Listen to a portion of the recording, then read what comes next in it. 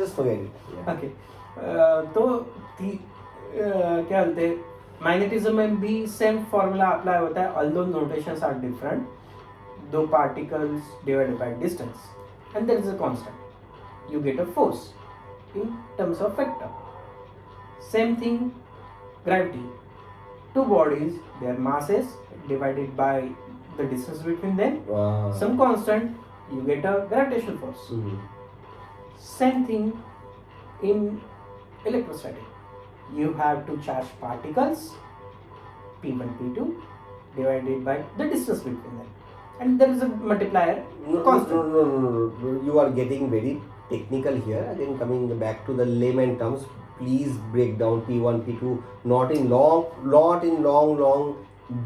definitions. See. Bro, Simplest way. listen. I mean, see to me. Yes. Yes. Okay. So you are a man M1. I am a man M2. M2. We have a distance between us. 1 meter. That is a say D. D for the distance. D for distance. Okay. M1 M2 by D. Yeah. So जब हम magnetism में जाते हैं now we are particles which we have magnetic constants I mean not constants magnetic charges okay magnetism is a bit different don't confuse it okay so m1 m2 divided by distance d और वो since we are वो equals to what since we are looking in magnetism so there is some magnetic constant वो multiply हो जाता है नहीं I am asking m1 into m2 divided by d equals to क्या magnetic force हाँ ये formula मैं कैसे भूल गया भाई m1 m2 मतलब तो what was the actual formula p1 p2 no this is the magnetism वाला अभी एक तीनों इसमें जाते हैं ठीक है नाउ कमिंग टू ग्रेविटी तीनों इसमें जा रहा है because of particle deflection simple कर रहा हूँ no forget everything just remember now magnetism वाला बताया फोर्स कैसे आ रहा है m1 m2 divided by distance ठीक है कांस्टेंट भी मैं चुदा दे रहा हूँ ठीक है फिर आते हैं हम ग्रेविटी में ठीक है अब हम बन जाते हैं प्लैनेट्स m1 m2 ये easy to understand gravity planets या अब हम बन जाते हैं प्लैनेट्स m1 m2 m1 आपका मास m2 मेरा mass divided by the distance between us 1 metre या so that is the gravitational force magnetism तुमने बोला ये या now coming to electrostatic so now we become a charged particles okay m1 m2 divided by distance between us again distance electrostatic also that is electrostatic force तो उसका मतलब m1 m2 of electrostatic and m1 m2 of magnetic are two different metrics so what we are looking अगर आप magnetism में जा रहे हो तो उसके अंदर जो नोटेशंस है वो डिफरेंट है ग्रेविटी में जाते हो तो जैसे मैंने m1 m2 बोला नोटेशंस अलग है इलेक्ट्रोस्टैटिक में जा गए पार्टिकल्स में तो उसमें p1 p2 कहते हैं सेम थिंग है खाली नोटेशंस अलग अलग मतलब एक ही बंदा है जो बोलता है मेरा नाम राजू भी है श्याम भी है राम भी है काम भी कोई बोल रहा है मतलब मेरा नाम राजू कोई बोल रहा है कोई नहीं एक ही बंदा राजू कोई बोल रहा है मेरा नाम राजू वही है एक ही बंदा चीज एक ही है तीन डिफरेंट फीलिंग्स है इन म्यूजिक तीन डिफरेंट sectors है in science. Okay. So all these three are vector quantities. Okay.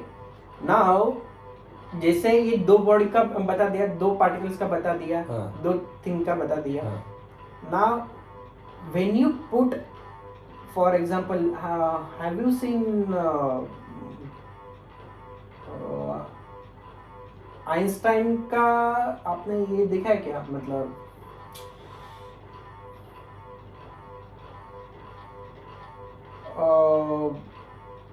Space time portal वाला वेवफॉर्म कुछ ऐसे देखा है या फिर नहीं याद नहीं है तुम लेवन मुझे लेवन एक बस भूल गया फिजिक्स का स्पेस प्लान टाइम करने वाला। स्पेस टाइम थ्रेड अगर कुछ ऐसा देखा उसका मतलब सिंपली टू सिंप्लीफाई आपने वो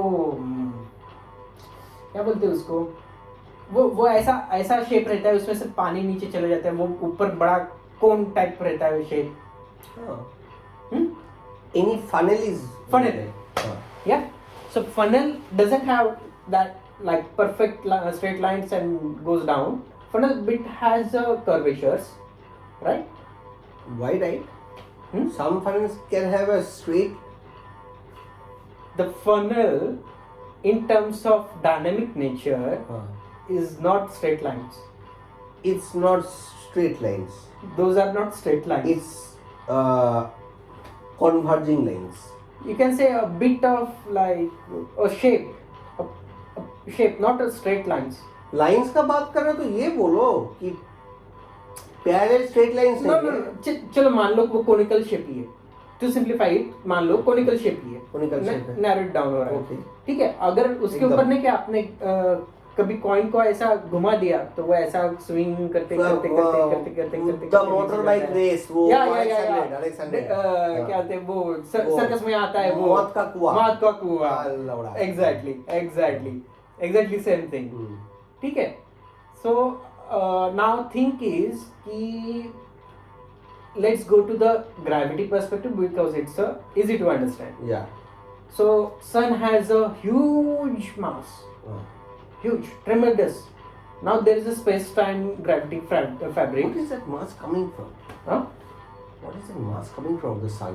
Sun has a huge mass हम बहुत सुन रहे हैं लेकिन where is that mass coming from? From the fire? No. Then How Earth has a mass? मिट्टी है, इतना कुछ है, इतना ऑब्जेक्ट है, तो सन में भी है। क्या है वो सब? मतलब one of the if you can Majority summarize. Hydrogen, helium उसका मास फर्स्ट एंड न्यूक्लियर फिशन से जो things बोरॉन getting- एंड दो तीन और चार्ज पार्टिकल्स एमिट होते the हैं। gas is getting emitted उनका मास, so all the gas mass. और some sun are में कुछ solid mass है yes, क्या? majority hydrogen, helium. Solid hydrogen. Yeah, हाँ? at the core. At the core there is solid hydrogen on the Yeah, because of the fucking pressure, bro. लेकिन लौड़ा उतना solid हो गया। Pressure can make. Have you seen tri-state of water? Ice, vapor and So what? there is a triple point. अच्छा। Okay, आप एक certain pressure, हाँ। Temperature maintain करते हो तो वो पानी का ट्रिपल पॉइंट पे जब आता है हाँ। तो वो बेंचो ना पानी रहता है, ना भाप रहता है, ना आइस रहता है। ये सब सारे तुम लोग को मालूम है, ये तुम बोलोगे ये कब होता है ये सब? क्या There is a triple point. how to Nature. go to that in layman language please? How to go that मतलब एक What is उसका the basic thing? What is the basic concept of doing that? Not the process. What is the concept?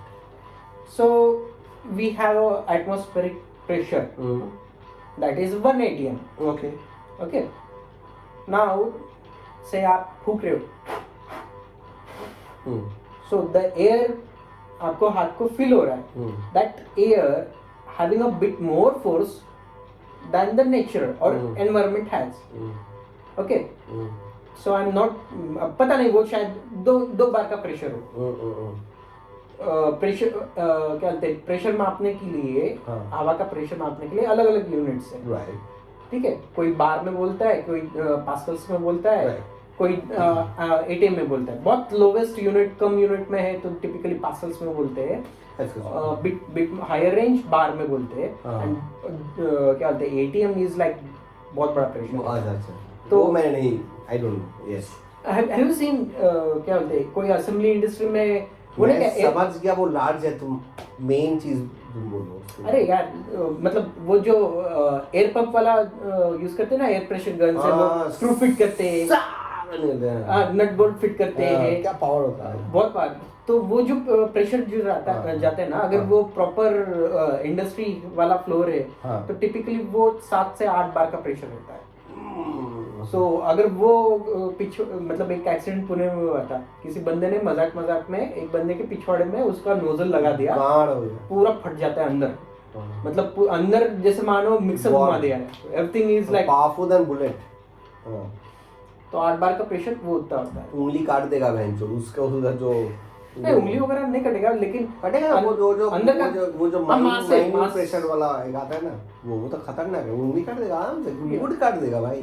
So that pressure जैसे atmosphere का अलग अलग units है, तो उसमें वो एक कंसिडर करते हैं। और where was I at the start? The deflection of the particles. No no no, ये प्रेशर वाला जो बता रहा था, हाँ ट्रिपल पॉइंट वाला। ट्रिपल पॉइंट तो वो पानी का, हाँ तो पानी का वो ट्रिपल पॉइंट है, मतलब एक अगर एक्स वाई प्लॉट अगर आप देखोगे, हाँ तो मान लीजिए एक्स एक्सिस पे टेम्परेचर है, वाई एक्सिस पे प्रेशर है। हाँ वाई एक्सिस पे हम कांस्टेंट रख देते हैं प्रेशर 1 atm का, 1 atmospheric pressure, and it's a Right. Flat line अगर हम कंसिडर करते हैं। right. So as the temperature moves around 80 degree Celsius, the water starts boiling.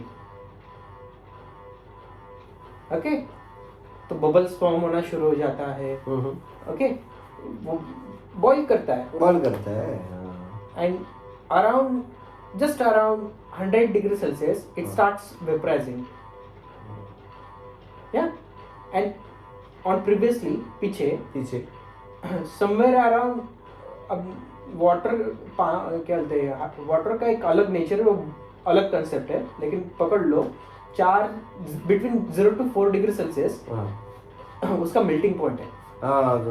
Okay So ice between 0 to 4 degrees Celsius melts into water. At 80 degrees Celsius, it starts boiling to Become get vapor. converted into gaseous form. But at exactly 100 degrees Celsius, it becomes a gas. वो तो journey है जो मतलब 8 से हम I don't know from where, 94 से 100 तक, वो वाला एरिया बोल रहे हो तुम। मतलब वो एरिया मतलब 0 to 4 एक एरिया है, एरिया। No, because of क्या बोलते हैं, वाटर का एक अलग नेचर है। ठीक है, मानो अगर वाटर फ्रीज होता है ना, तो ऊपर की जो परत जो पहले बनती है ना, वो 0 डिग्री सेल्सियस पे अगर आइस वहाँ पे फॉर्म हो जाता है, तो उसका मतलब ऐसा नहीं वो पूरा कंप्लीटली आइस बनता है। उसके नीचे अगर देखोगे, तो उसके नीचे आइस के नीचे का जो पानी रहेगा ना, पानी होगा, वो उसका टेम्परेचर 4 डिग्री सेल्सियस रहता है। And that's how Arctic life sustains. हाँ, वो परफेक्टली आइस नहीं बनता है। सो आइस का एक टोटल डिफरेंट नेचर है, वो कंसेप्ट अलग से है। मतलब वो वहाँ पे होके फ्लोट करता है, वो बैलेंस कर लेता है। जैसे मैंने बोला कि क्या बोलते हैं, बॉइलिंग पॉइंट 80 डिग्री सेल्सियस पे, मैं परफेक्टली बोल रहा हूँ 86 डिग्री सेल्सियस है। वैसे मेल्टिंग पॉइंट पानी का एग्जैक्टली 0 या 4 डिग्री सेल्सियस नहीं है, बिटवीन 0 to 4 है। Oh, between. The word between. Yeah, only for that. Calculation. I mean, some materials have that sort of properties. तो अब मैं क्या करता हूँ, मैं 27 डिग्री सेल्सियस मेरा रूम टेम्परेचर है, नॉर्मल रूम टेम्परेचर। तो कौन सा स्टेट में रहेगा? क्या हम किसकी बात कर रहे हैं? पानी स्टेट में, वाटर स्टेट में रहेगा, लिक्विड स्टेट में। लिक्विड स्टेट में, right? Now I am rising the pressure 1 bar, 2 bar, 3 bar, sorry, ATM, atmospheric pressure 1 ATM, 2 क्या ATM. बनेगा, वाटर बनेगा कि वेपर? जैसे प्रेशर बनेगा। अब मेरे जैसे टेम्परेचर का स्केल मुझे पता है, लेकिन प्रेशर वाला स्केल मुझे एग्जैक्ट पता नहीं, अप्रोक्सीमेट में बता रहा हूँ। ठीक है, तो जैसे ही मान लो 6 ATM प्रेशर आ जाता है, that fucking water which was in liquid form starts boiling without applying the temperature. Pressure बढ़ाने से 27 डिग्री में भी वो बॉईल होना शुरू हो जाता है, बॉईल होना शुरू होता वो है, वेपर बनेगा, वही तो बॉईल होना शुरू होता है, मतलब वेपर की तरह वो जा रहा है। हाँ, क्यों? और जैसे ही आप आइस क्यों नहीं हो रहा है? वो प्रेशर बढ़ने से तो उसको तो आइस होना चाहिए, उसको कॉन्ट्रैक्ट होना चाहिए। तो नो, वो एक्सट्रीम प्रेशर है। हाँ, ऊपर अपर लेवल वाला प्रेशर 10 ATM के ऊपर वाला जो है वो आइसिंग स्टेट है। तो क्या जर्नी ऐसा बोल रहे हो कि लिक्विड से वेपर से होके ice? If you check that ये ट्रिपल पॉइंट का ग्राफ ऑफ वाटर, तो ऐसा वाला रीजन जो आता है आइस में है, और ऐसा वाला जो रीजन जाता है वो इसमें लिक्विड में, लिक्विड और यहाँ से ऐसा वाला जो रीजन जाता है वो वेपर स्टेट में, अच्छा, और वो जो जहाँ पे मीट होता है हाँ वो ट्रिपल पॉइंट है। तो वो ट्रिपल पॉइंट एक सर्टेन टेम्परेचर और एक सर्टेन प्रेशर पे है। राइट, तो वो ट्रिपल पॉइंट पे पानी जो कहते हैं ना हम, वो कुछ अजीब ही बन जाता है, ना आइस रहता है ना गैस रहता है, मतलब क्या वेपर हम रहता है। humans ने कभी वो वाला जो होता है उसको कभी ऑब्जर्व एक्सपीरियंस किया किया है, है? हाँ, मतलब नेचुरल नॉर्मली लाइफ में क्या डे टू डे नहीं लाइफ नहीं, में, एक्सपेरिमेंट करके भी कभी हाँ एक्सपेरिमेंट वो कैसा होता है वो दिखाओ। हाँ, वो जेली ऐसा होता है? No, Fuck, what a conversation. Thanks to the scientist Pritesh. No. Thanks to the weirdo me.